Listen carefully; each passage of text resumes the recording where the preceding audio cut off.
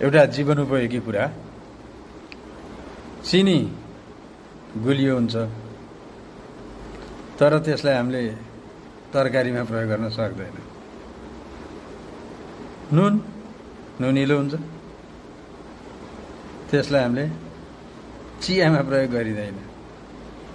दुईटै आवश्यकता छन् नि जीवनका लागि। त्यसै गरी प्रत्येक मान्छे आफ्नै तरिकाको विशेष हुन्छ।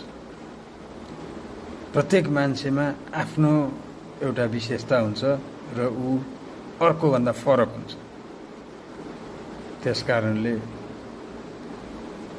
सबैप्रति समान रूपले मायाको भाव राखौँ, किनकि कुन बेला कुन मान्छे आवश्यक पर्छ